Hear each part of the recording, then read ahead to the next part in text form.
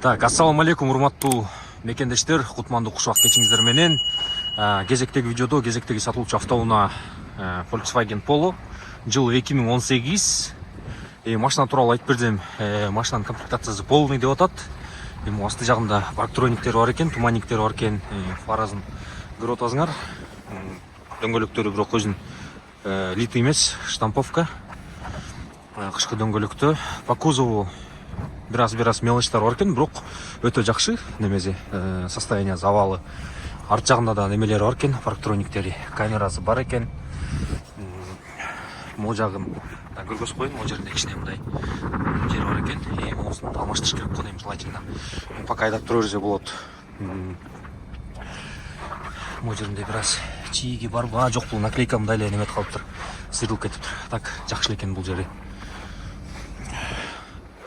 По кузову ошондой могу крылону мындай немеси бар экен, бир жери ушундай чийилген жери. Калган жактарында мындай минус жок экен, өзүңөр көрүп атасыңар. Өзүңөр дагы машинаны эгерде алам деп калсаңар, аларда дагы бир сыйра толщиномер менен текшериш керек, көрүш керек дегендей. Өз көзүңөр менен. Комплектациясы өтө бодур экен, өтө жакшы экен. Могу жагында күскүлөрүндө подогрев бар, бул жагы регулировка электрический, 4 айнеги тең электрический. Мындай өзүнүн родной поликтери салыныптыр. Регулировка фаразы бар, бул жакта круиз контроль бар экен. Рулин көрүп атасыңар. Полностью мультируль. Пробеги 339 миң, 340 миң экен да, 339 миң пробег экен. Монитору бар, климат контроль бар, автомат коробка, подогрев сиденье бар, подогрев лобовой бар экен, көрүп атасыңар. Немесинде лобовойунда бираз трещина бар экен, бирок өзүнүн родной немеси экен, лобовою бул иштейт экен да, подогревчи. Так, да, айта турган эмеси бар. Чехолдорун көрүп атасыңар, состояниясы жакшы, чехолдорун өзүнүн родной ондай штатный немеси бар, подлокотниги. Арткы немесин көргөзөйүн, сиденьясын. Арт жагы дагы таза, жакшы абалда.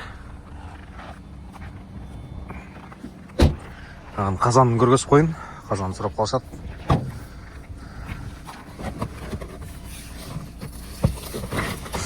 Мына казанын да көрүп атасыңар, таптаза, урунган эмес, жакшы абалда.